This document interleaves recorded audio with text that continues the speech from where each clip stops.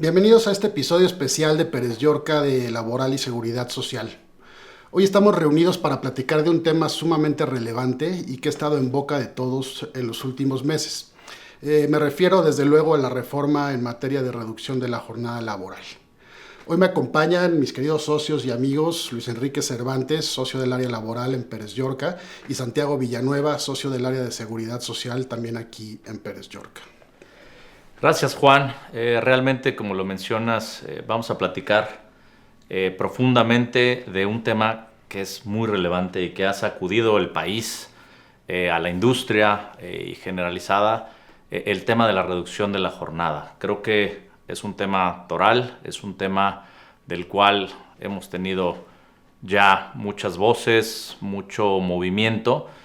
Y ya en este tiempo ya tenemos un avance importante de qué es lo que se está haciendo, qué es lo que se está viendo en el mercado mexicano de las empresas para poder hacer frente a esto. Esto va a ser una charla interesante, nutrida sobre todo con un tema seguridad social que para nosotros siempre es importantísimo. Sí, muchas gracias Juan, Luis, bienvenidos, muchas gracias por esta oportunidad. Sí, sobre todo el tema de seguridad social que implica con esta modernización laboral, ¿no? Vamos a remitirnos a lo que fue 2021 con el cambio de la subcontratación, ¿no? Que vino ahí un parteaguas, ¿no? De tantos años que no teníamos reformas laborales en este país, ahí empezó a modernizarse toda la parte laboral y vienen cambios estructurales, sesiones con el sector patronal, con el sector obrero, con el sector legislativo, en fin, una serie de reformas, y esta que yo siento que es, digamos que, pues la joya de la corona, que es la modernización absoluta para ponernos al día en el orden mundial, que es la reducción de la jornada de trabajo, ¿no? Que fue gradualmente.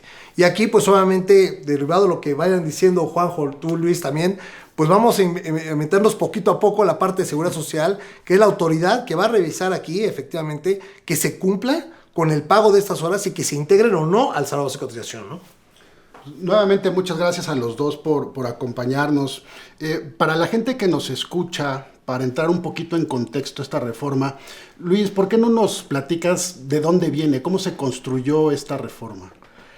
A ver, creo que es muy importante mencionar que esto no es algo nuevo. Creo que México ya tenía una deuda con los trabajadores.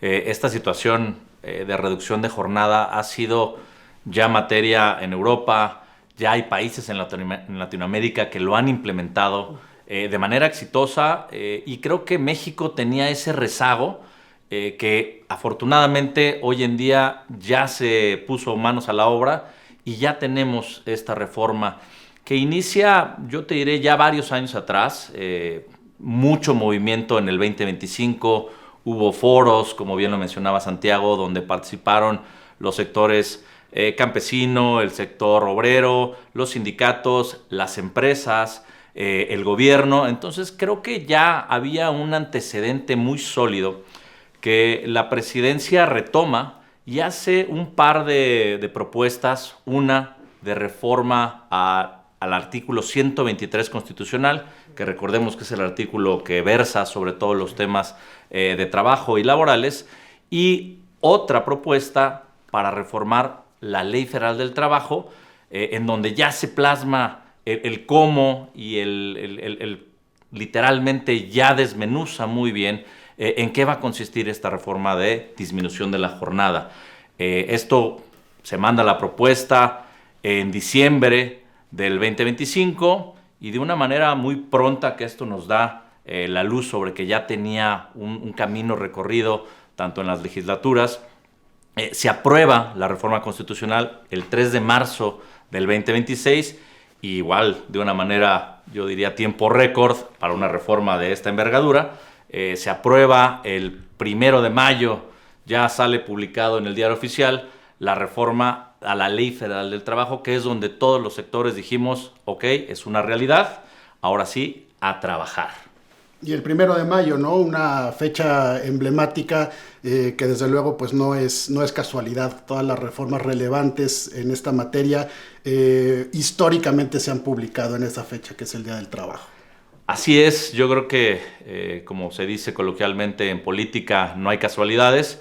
Esta fecha es súper importante históricamente para México, y recordemos que no es la primera reforma en materia laboral que se publica en 1 de mayo, entonces creo que sigue una tendencia que creo que llegó para quedarse. Sí, sobre todo aquí lo importante es cómo, derivado de esta plática que vamos a tener, ¿no? Que va muy bien, es cómo poderle orientar a las empresas, pues ajustar, ¿no? Ajustar todos sus procesos, ajustar sus contratos, ajustar todo este andamiaje que lleva a cabo, porque no es nada más así de que ya entró la reforma y baja la hora y ya vamos a hacer, ¿no? Es un tema muy complejo que lleva mucho trabajo. Y bueno, las empresas ya tienen que estar pues casi con un paso adelante y ya a punto de echar a andar todo este andamiaje, ¿no? Bueno, pues vamos a entrar en materia. Luis, ¿cuáles han sido los cambios más relevantes de esta reforma? Tratamos de explicarlo como si estuviéramos hablando con un cliente, con un director de recursos humanos, con un director del área legal. ¿Qué fue lo más importante de esta reforma? Pues bueno, yo creo que todo fue relevante. Voy a obviar el caso de, evidentemente, la disminución de la jornada y su progresividad de cómo se va a implementar esta disminución en el paso del tiempo. Adicional a eso, me parece que el punto que llama más la atención es que sí hubo una flexibilidad. Estas modificaciones realmente sí dan una flexibilidad a las empresas para que si llegan a un acuerdo con los trabajadores, no sea tan radical o tan agresivos los cambios que se tengan que realizar. Si bien ya de por sí es complejo el hecho de que ahora va a haber menos horas de trabajo con el mismo sueldo, también creo que dio margen a explorar a través de nuevas estrategias de implementación de otras tantas estructuras que se pueda implementar esta reforma sin que sea un impacto tan grande. Otro punto importante, me parece, es el establecimiento de una nueva obligación para los patrones, que es el registro del tiempo laborado, que esto le da el punto relevante, porque si no hay un buen registro, pues entonces no habrá una forma en la que puntualmente se pueda contabilizar este tiempo extraordinario o el tiempo extraordinario que deba laborarse, ¿no? La jornada no se movió el artículo en sí en su parte toral que nos mencionaba de la diurna, nocturna y mixta, sino se movió en una parte bastante, yo diría, fina, pero que nos hace toda la diferencia. Se quitó la palabra máxima. Antes estaba establecido que la jornada diurna tendría una duración máxima, la jornada nocturna iba a tener una duración máxima y la jornada mixta máxima. Al retirar esta palabra, creo que eso abrió un margen importante y yo creo que lo vamos a platicar cada uno en su segmento, pero yo diría que esas son las cuestiones que dieron más flexibilidad a esta reforma. Sí, aquí es algo muy importante. Fíjense, los dos están comentando la parte legal de estos cambios, ¿no? Y los ajustes que hay que hacer. Pero las empresas van a tener que hacer ajustes operativos muy traumáticos. Cambiar los contratos en horas de trabajo, establecer unos controles de asistencia muy estrictos, tener ese control lleva a cabo pues una inversión de tiempo, ¿no? Y que las empresas tengan que ajustar operativamente eso. Hablamos también recibos de nómina, las empresas, el área de sistemas, cómo van a tener que hacer esos timbrados, cómo tienen que hacer esos ajustes, la parte de fiscal, que es la emisión de los FDIs, cómo se tienen que hacer esos ajustes, la parte de seguridad social, que pues no podemos hacernos a un lado de este tema, porque pues que el Seguro Social va a estar afilando su cuchillo para verificar efectivamente si se hicieron bien estos cálculos, ¿no? Totalmente. Y coincido con el tema de la flexibilidad, creo que es uno de los aportes más relevantes de esta reforma, pero hacían referencia también a esta nueva obligación de tener un control electrónico de asistencia. Aquí todavía está pendiente que la Secretaría del Trabajo emita disposiciones de carácter general, pero que también van a hablar de las excepciones en cuanto al cumplimiento de esta obligación. ¿De aquí qué han escuchado? ¿Cómo lo ven? Mira, a ver, es muy importante, como bien lo mencionas, se van a emitir reglas y está establecido, que a mi criterio esto debió quedar establecido en los transitorios y no en el artículo en sí mismo, porque pues, cuando estén emitidas pues, quedará obsoleta esa parte, pero es algo que todavía se tiene pendiente. Se estableció que esta obligación iniciará a partir del 1 de enero del 2027. Todavía la Secretaría está en ese tiempo o en ese lapso en el que deberá emitir esta normativa que nos va a dar los puntos finos. Queda todavía en el aire muchas preguntas. ¿Será un software? ¿Tendrá que ser un sistema que sea biométrico? ¿Tendrá que ser la famosa tarjeta de asistencia firmada? La tendencia o lo que podemos prever y se habla en los foros es que será un tema biométrico, será evidentemente electrónico y se tendrá que contar con los elementos para acreditar que el patrón no tiene la capacidad o no puede alterar estos registros de una forma unilateral. Esto para dar la certeza de que el registro no se está alterando en beneficio del patrón. Creo que este es un punto importante. El otro punto que tocabas, que se abre con estas normas, dirá las excepciones. Inmediatamente la empresa dijo, híjole, yo quiero ser una de esas excepciones, quiero ser más flexible en esto, a lo mejor esto no me va a aplicar, pero lo que hemos visto y lo que hemos platicado con la autoridad es que estas excepciones serán muy claras y un ejemplo de ella, que es lo que hemos estado comentando en los foros, es cuando los trabajadores no se encuentran o no desempeñan el servicio dentro de las instalaciones del patrón. Un ejemplo, hay agentes de venta que van una vez a la semana al centro de distribución, recaban o obtienen el producto y ellos tienen sus rutas que ellos pueden manejar de una forma unilateral, de una forma en la que no podría existir un control de la asistencia tal y como lo está requiriendo la legislación y como seguramente la normatividad lo establecerá. Creo que este tipo de excepciones son las que se establecerán y habrá que dar seguimiento muy puntual para que en su caso platiquemos con nuestros clientes y las empresas estén muy atentas de qué deberán de hacer. Acabas de tocar un tema muy importante, o sea, el control del horario, ¿no? De los utilización de relojes biométricos, etcétera. Entonces, esos son cambios y gastos que tiene que hacer la empresa, ¿no? Nos estamos volviendo un país caro, laboralmente hablando, ¿no? Y hay que invertir en esos controles checadores. Nosotros hemos tenido experiencia en temas de seguridad social. El artículo 27 señala una fracción que a mí no me gusta, pero está, que se pagan los premios de puntualidad de asistencia, ¿no? Yo no estoy a favor porque pues tienen que pagarte un premio por ir a trabajar y asistir, que es una obligación del trabajador, y lo he señalado en foros que hemos participado. Sin embargo, está ahí, pero debemos de tenerlo acreditado. Hemos tenido nosotros experiencias en auditorías con el Seguro Social. Dicen, oye, a ver, Santiago Villanueva vino a trabajar, ¿le pagaste el premio de puntualidad de asistencia? Ah, espérame, y te saco el cuadernito con el nombre de Santiago. Espérame, tiene que ser un control efectivo, algo creíble, que se acredite la materialidad. Entonces, ahora con esta implementación de la reducción de la jornada de trabajo, pues más va a ser match, ¿no? Más duro va a ser acreditar la materialidad del pago de las horas extras y cómo se va a llevar a cabo este control, ¿no? Y yo abonaría también el tema procesal, ¿no? Porque hoy por hoy, o antes de la reforma publicada el 1 de mayo, los patrones tenían la potestad de tener o no un control de asistencia.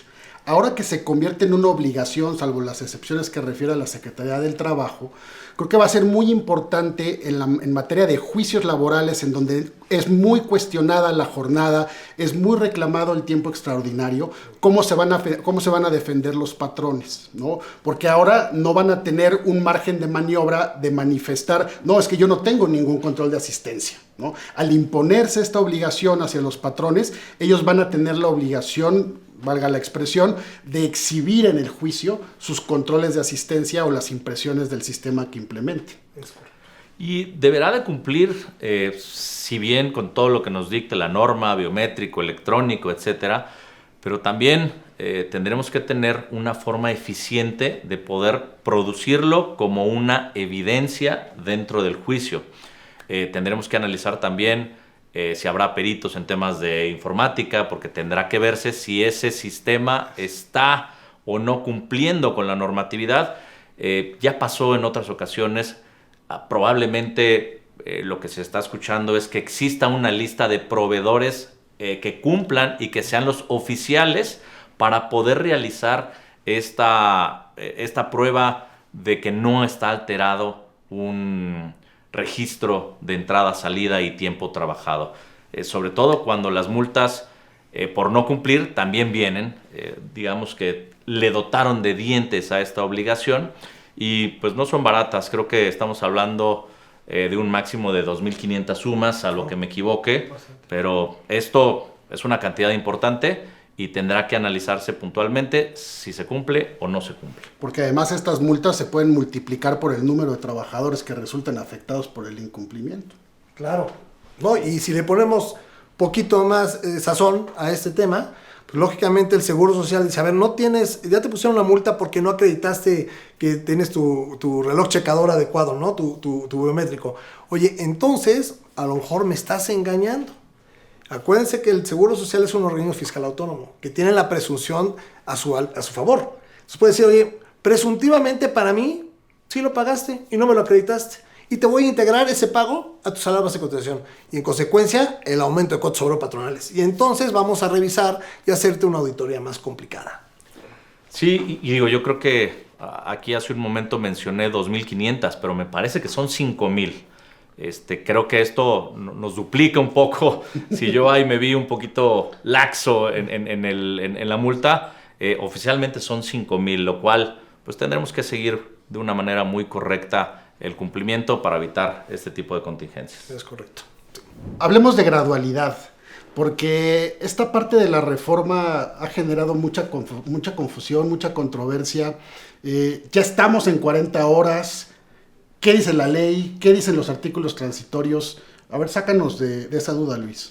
Claro, a ver, yo creo que la confusión viene desde la reforma constitucional, que tajantemente maneja ya la reducción de 48 a 40 horas.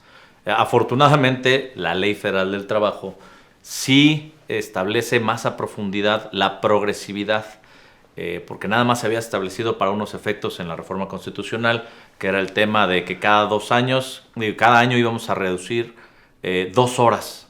Y luego, ¿qué pasaba con las dobles, las triples? Entonces, la Ley Federal del Trabajo sí se mete más a fondo en ese tema y nos da ya una claridad en cómo va a ser esta gradualidad, progresividad que va a implementarse para llegar en el 2030 a las 40 horas. Tomemos en consideración que si bien la reforma ya está vigente, en la parte de reducción de jornada se establecieron que se va a hacer una reducción a partir de enero del 2027. Es decir, de 1 de mayo al 31 de diciembre seguimos con el mismo límite, que son las 48 horas. Luego, a partir del 1 de enero del 2027, de 48 pasamos a 46. 1 de enero de 2028, de 46 a 44. 2029, de 44 a 42. Y 2030, de 42 a 40. Aquí cobra relevancia todas esas cuestiones que se veían afectadas por los máximos. Un ejemplo muy claro son tiempo extraordinario. ¿Cuándo pago horas extras dobles? ¿Cuándo pago horas extras triples? Esto también es muy relevante y también se realizó una gradualidad en este tipo de situaciones.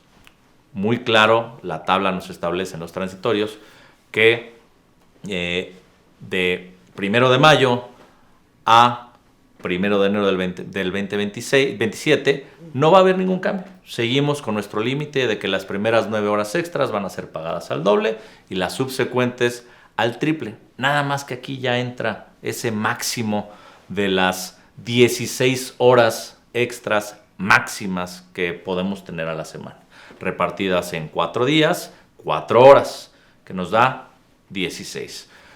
Posteriormente, ahora para el 2027, no se va a modificar este límite de 9 horas extras trabajadas al doble. Para 2028 sí va a haber un cambio. En lugar de 9 horas extras al doble, se incrementa, vamos a poder tener hasta 10 horas pagadas al doble y las subsecuentes pagadas al triple. 2028 es este cambio a 10. Y luego 2029 le aumentamos una hora más, donde digamos, las horas extras dobles serán 11. Y en el 2030 llegaremos a lo que nos establece la legislación, que es las primeras 12 al doble y las subsecuentes al triple, sin que rebasemos las 16. Entonces, como podemos ver, esta flexibilidad, esta progresividad, sí nos da un margen de maniobra que de cierta manera puede ayudar a las empresas en la implementación de esta disminución de jornada. Yo aquí tengo una pregunta para ustedes dos, que son los especialistas en materia laboral, que está muy bien que vayamos haciendo estos ajustes. Mi pregunta es, ¿esto también se tiene que aterrizar en el contrato? ¿Que cada año en el contrato de unidad de trabajo tenemos que hacer este ajuste? ¿O va a ser así, en un solo contrato podemos ir poniendo todo lo que acabas de explicar muy bien, Luis? Sino va a ser cada año, vamos a estar modificando el contrato, haciendo una adenda. ¿Cómo es esto? A ver, porque yo ¿por qué lo pregunto? Porque a mí el Seguro Social me va a cuestionar. Oye, a ver, estás pagándola así de esta forma, estás reduciendo. ¿Y el contrato cómo viene? ¿Y tu reloj checador cómo viene? Oye, y si tienes un contrato de prueba, que le llaman también ustedes, son muy especialistas en eso, también lo voy a establecer ahí. Mi prestador de servicios especializados que voy a contratar, que tengo que vigilarlo también, ojo, en materia de seguridad social. Si tiene contratado a sus trabajadores también pagando estas horas extras porque me van a ser responsable solidario. Son preguntas que, a ver, ¿cómo lo vamos a materializar? ¿Cómo vamos a aterrizar esto? Perdón que me meta aquí en la pregunta, pero creo que sí es muy importante para nuestros clientes. No, es extremadamente relevante, y sobre todo estos temas de la flexibilidad de la que ya hablamos y que vamos a tocar en el siguiente bloque, el tema de la progresividad en cuanto a la reducción de la jornada y el incremento de horas extras, tiene que plasmarse en un documento, porque la primera línea de defensa ante un conflicto, ya sea un juicio laboral o puede ser una auditoría de seguridad social, como tú bien referías, Santi, o una inspección de la Secretaría del Trabajo, la primera línea de defensa es la documental. Claro. ¿No? Desde luego el contrato individual de trabajo es un medio a través del cual se puede formalizar estos cambios. Sin embargo, imaginemos una empresa que tiene 50,000 empleados. Vamos a cambiar 50,000 contratos individuales, vamos a hacer 50,000 adendums. Realmente no es práctico, ¿no? Entonces hay que buscar otros vehículos para poder adaptar esa regulación interna en cuanto a las relaciones de trabajo.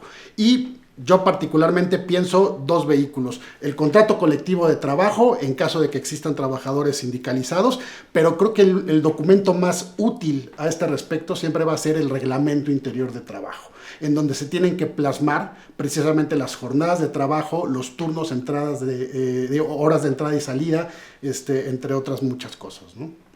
Sí, y a ver, si bien no va a ser sencillo, también algo que fue importante es, tenemos más de 4 años para poder adaptarnos a esta disminución de 48 a 40.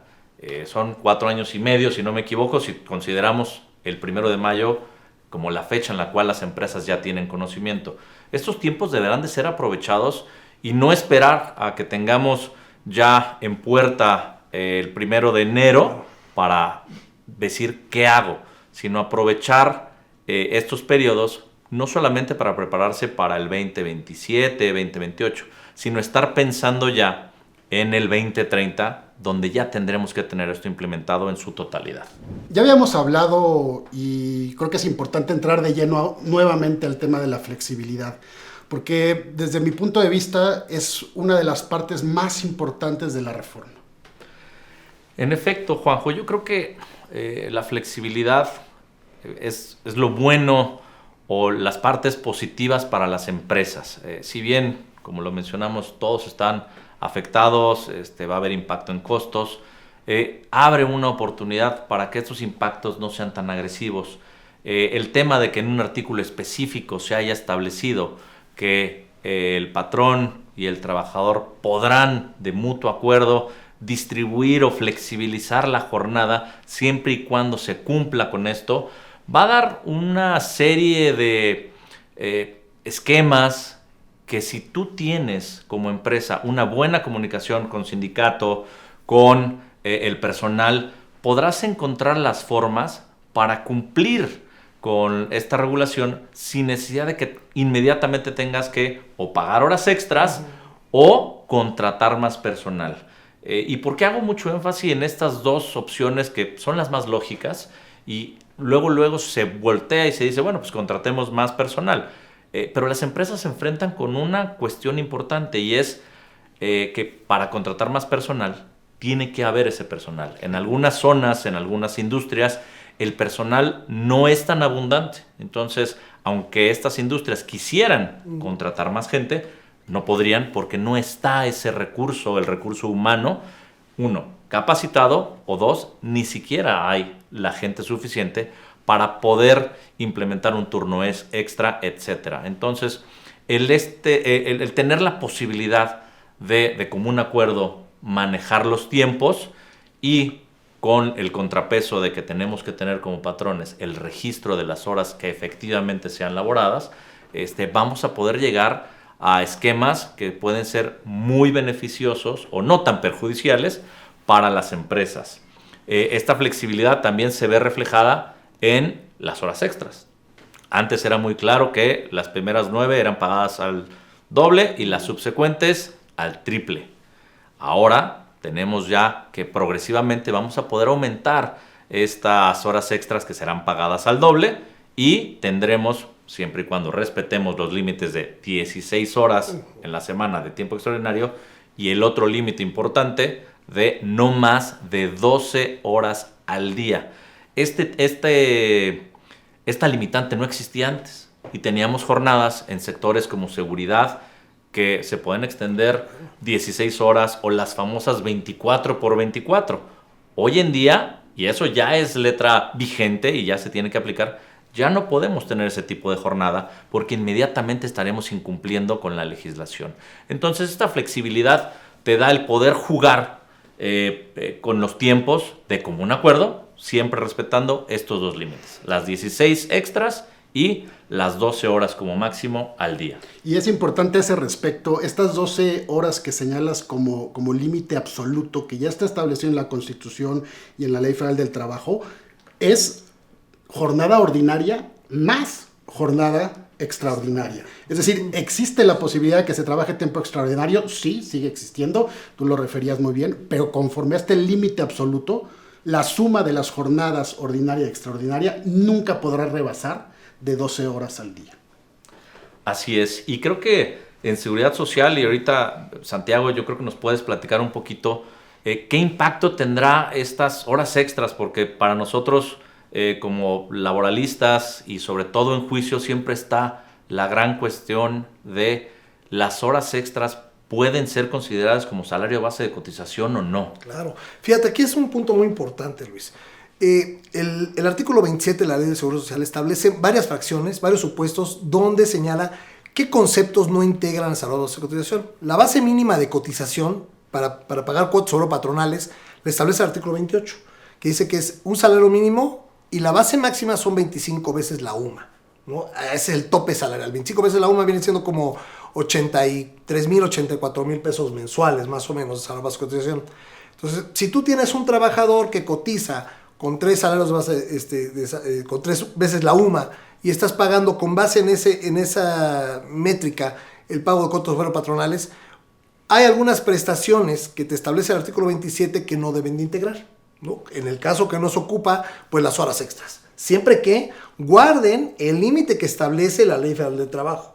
Para eso nosotros debemos de tener un control muy, muy, muy celoso y muy bien establecido. Si yo no tengo ese control y a pesar de que cumplo yo con los requisitos que marca la Ley Federal del Trabajo, que tú como asesor laboral me dices, Santiago, a ver, aquí está esto, pero si la empresa no está aplicando bien esto, con los controles, pues el Seguro Social va a decir, espérame, a mí no me estás acreditando que las horas extras que estás pagando ya excedieron. Lo que yo te doy chance, lo que yo te permito que no pagues de cuotas sobre patronales, ya está excediendo. Entonces, para mí es un abuso. Para mí puede ser un abuso Seguro Social y entonces te lo voy a integrar. Y entonces, si este trabajador lo tienes con dado de alta, con 3 salarios, con 3 sumas, pues obviamente con estas horas a lo mejor te va a integrar y te va a subir a 4 o 5 UMAS. Entonces, es muy importante tener eso. Y reitero, establecerlo bien en nuestros contratos, en nuestros controles, en nuestros reglamentos interiores de trabajo, como tú bien lo señalaste, Juanjo, también, contratos colectivos de trabajo, porque el Seguro Social va a meterse en eso. va a revisar esa información y si no lo tienes tú cubierto, pues obviamente van a empezar esas presunciones de integrar y bueno, pues al final del camino vas a tener una contingencia ahí, ¿no? Sí. Yo, para recapitular, o sea, el tema de la flexibilidad es extremadamente relevante. Tiene que ser una flexibilidad consensuada, es decir, tiene que haber un acuerdo con los trabajadores, el cual se puede reflejar, como ya lo decíamos, en los contratos colectivos, también en los contratos individuales y sobre todo en el reglamento interior de trabajo.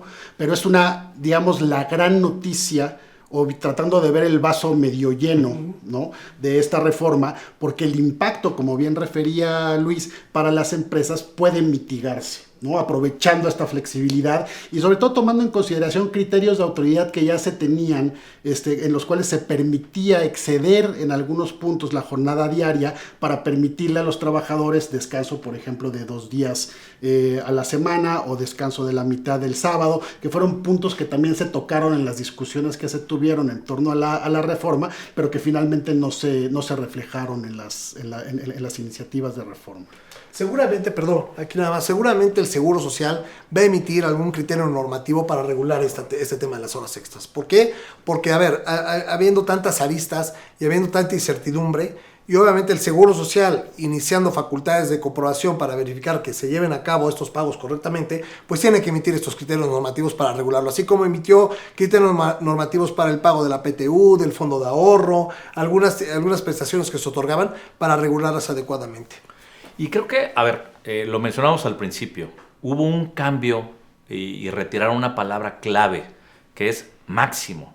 En el artículo que nos está señalando, jornada diurna, nocturna y mixta, ya retiraron esta palabra que decía máximo. ¿Qué tiene esto de relevante? Anteriormente, la jornada nocturna, si se elaboraba más allá de las 7 horas permitidas en el artículo, porque estaba establecido que la jornada nocturna era máximo 7 horas, las subsecuentes ya inmediatamente eran tiempo extraordinario. Esa palabra ya se retira y entonces, nuevamente, estas son de las cosas que pueden hacer más flexible la implementación de la reducción de jornada.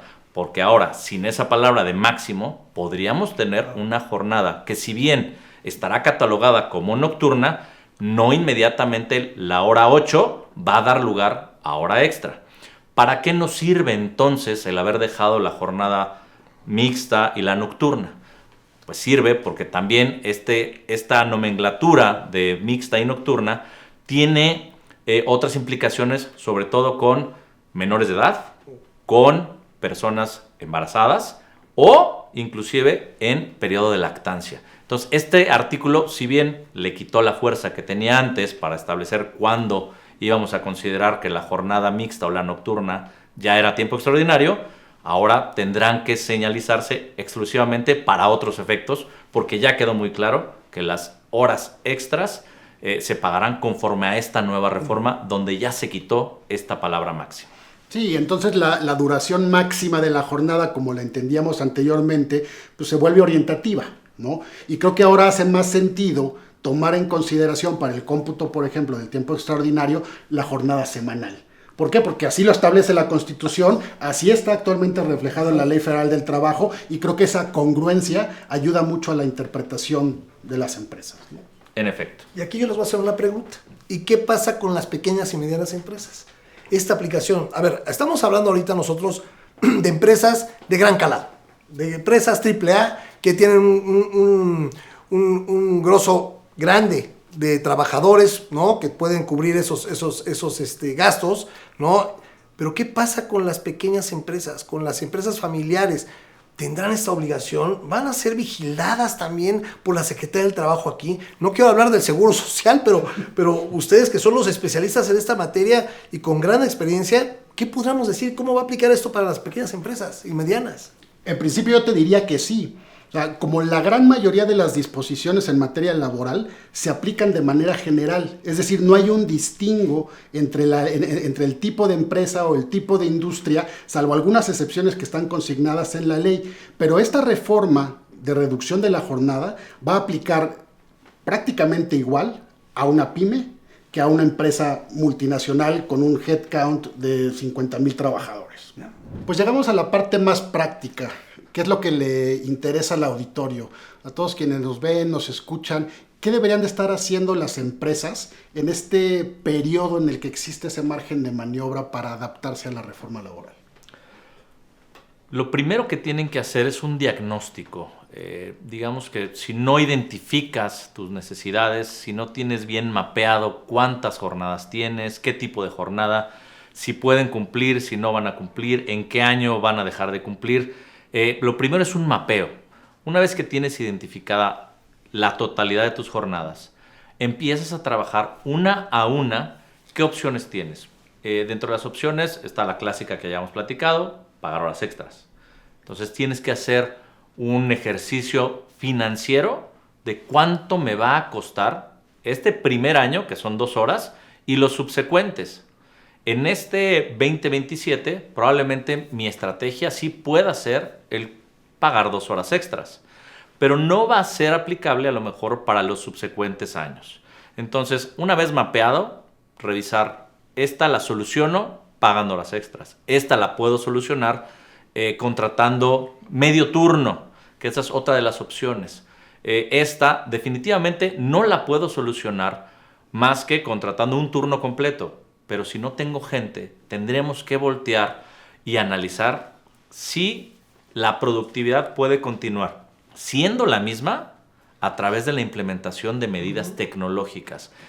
La tecnología hoy en día está muy avanzada y en algunas ocasiones está sustituyendo la mano de obra humana y se está automatizando ciertos procesos para que puedan continuarse con la productividad sin necesidad de acrecentar el headcount o la necesidad de pagar más.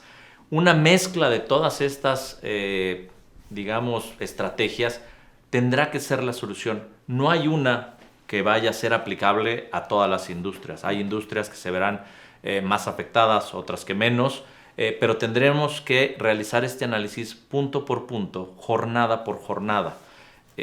Me encantaría decir que esto será sencillo, desafortunadamente no. Pero también hay tiempo para realizarlo. En la medida en la que vayamos implementando las soluciones, tendremos que pensar no en 2028, no en 2029, sino ya en el 2030. Entonces, hay una tarea muy grande por hacer, pero considero que se tienen las estrategias, la flexibilidad y sobre todo el tiempo para poder implementarlo. Hablando de esto, Luis, Santi, ¿ustedes consideran que hay un sector particularmente más afectado que otro? ¿O es un tema que es para todos por igual? Pues fíjate, lo que estábamos comentando hace rato, ¿no? Esta reforma pues aplica para todos, ¿no? Es igual, no hace distingo si eres pequeña empresa, mediana empresa, de un sector a otro sector, es igual. Yo lo que veo aquí, de lo que están comentando ustedes, es de que se tiene que hacer una labor preventiva ahorita, pero no vamos a estar exentos, ninguna empresa, de la labor reactiva. Evidentemente, va a haber cabos sueltos. Me voy a remitir otra vez.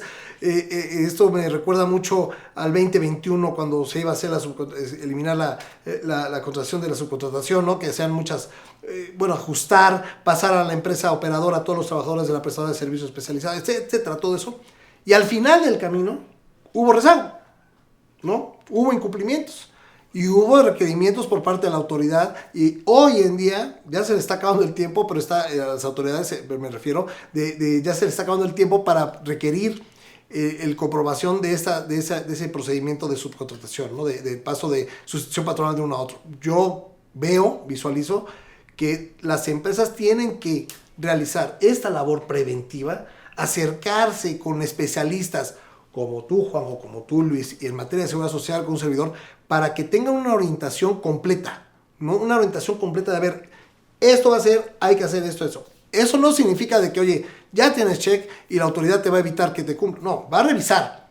Lo que tenemos que hacer nosotros es darle los elementos a la autoridad, a la empresa, para que tenga esa certidumbre de que están haciendo las cosas bien y que no nos agarren con la puerta en las manos, ¿no? O sea, de estar ya con toda la información, listos, preparados. Eso, repito, no significa, yo salvo su mejor opinión, que se cumpla, ¿no? O sea, al final del camino va a haber algún tema por ahí que no se cubrió al 100% y puede haber esos requerimientos. Y sobre todo, mencionaste algo muy importante, el asesoramiento tiene que ser integral. Sí, por supuesto. Nosotros, como asesores laborales y de seguridad social, vemos generalmente los temas con recursos humanos o con legal. Pero esta reforma no impacta solamente recursos humanos o legal. Tenemos que involucrar operaciones, tenemos que involucrar a finanzas. El impacto financiero será importante. En cualquier estrategia que se tome, el sector y el área financiera tiene que estar muy participando en este proceso. Sí. Otra área que también tiene que estar es el tema fiscal. Cómo esta estructura puede afectarnos. Entonces se trata de una modificación integral de la operación de la empresa. Sí, el consejo siempre va a ser acercarte con los especialistas en materia laboral, pero tendremos que escuchar también a las otras áreas, porque si dejamos solamente una solución que se aplique para los temas legales o de recursos humanos, seguramente vamos a afectar considerablemente esas otras áreas como son la operación, como es el tema financiero. Entonces, creo que esto deberá de ser un trabajo de equipo, un trabajo que involucre a las áreas neurálgicas de las empresas. Sí, o sea, en suma, me parece que es muy importante aprovechar este tiempo que ya empezó a correr desde el 1 de mayo, este margen de maniobra que anteriormente en otras reformas no se había dado, hay que aprovecharlo. O sea, las empresas tienen que acercarse con los especialistas para poder, primero, ver en dónde están parados, hacer ese diagnóstico que refería Luis, y después la parte de la implementación tiene que hacer un tejido muy fino. ¿Por qué? Porque tenemos que tomar en consideración todos estos aspectos que ustedes están comentando para llevar a buen puerto nuestra nueva estrategia de jornada laboral. Y yo le agregaré un punto, ¿no? Hacer hasta pruebas, ¿no? Pruebas previas, ¿no? O sea, un tiempo de prueba, ¿no? Para ver, oye, una prueba piloto antes de que entre la reforma, ¿no? O sea, de que a ver si estamos haciendo bien las cosas. Repito, y te interrumpí hace rato, Luis, pero el tema, el área de sistemas tiene que intervenir aquí, ¿no? O sea, es un todo. La empresa va a tener que levantarse las mangas, a ver contratos, a ver expedición de certificados, a ver el impacto fiscal, el impacto de seguridad social, que obviamente va, pero ligadísimo, ya está ahí la Secretaría del Trabajo y el IMSS trabajando ahí, Infonavit no lo descarto, pero lo que decimos, los 4 amigos, Secretaría del Trabajo, IMSS, Infonavit y SAT, ¿no? Que tú mejor les dices los 4 jinetes del apocalipsis, ¿no? Pero bueno, así es como se está llevando a cabo estas revisiones, pero sí tenemos que hacer todo un análisis integral para el beneficio de las empresas. Y sobre todo, revisar muy bien cómo va a cambiar, porque esta reestructuración de los sistemas, de las jornadas, a lo mejor ahora sí trae a la vida algo que tenemos muy olvidado o que tiene muy olvidada la empresa mexicana, que es la jornada que se paga por hora, que eso implica una modificación en temas administrativos por el IMSS. Sí. El IMSS yo creo que hoy en día no están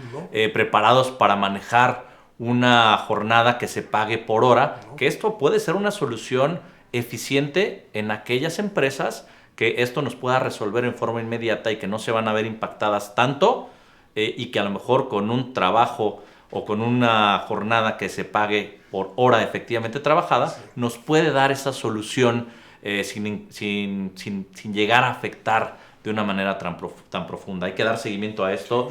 Otra cosa que se queda sobre el tintero es el famoso teletrabajo. ¿Cómo va a aplicar esto? Estaremos muy pendientes del tema del registro electrónico. Creo que esos son los temas que aún siguen en el tintero y que tendrán que irse solucionando uno a uno para poder decir que ahora sí ya tenemos todos los elementos para una implementación eficaz de la reforma en materia de disminución de jornada. No sé si hay algo más que nos haya quedado, que tengamos pendiente, pero... Pues, seguramente sobre el camino van a irse dándose nuevas reformas, más supuestos, ¿no? Lo que acabas de comentar ahorita, el tema de pago por hora, van a venir más cuestiones dentro del desarrollo de esta implementación, y pues nada, que las empresas tengan que estar ahí pues haciendo esas pruebas, haciendo esas revisiones, esos ajustes, para que pues no nos agarren con la puerta en las manos, insisto, antes de iniciar de vigor. Wow. Sí, totalmente. O sea, creo que en esta plática que ha sido bastante productiva, hemos abordado los puntos más importantes de la reforma. Las empresas tienen que estar preparadas, tienen que poner manos a la obra, tienen que asesorarse adecuadamente para evitar cualquier contingencia futura. Y bueno, pues estamos en una nueva realidad en nuestro país, ¿no? Las cosas han ido cambiando, las cosas van a seguir cambiando. Estaremos muy pendientes de cualquier cambio en la legislación para las reglas o las disposiciones de carácter general que emita la Secretaría del Trabajo, los criterios de autoridad que puede emitir en su caso el IMSS o hasta el propio SAT, y los seguiremos manteniendo informados.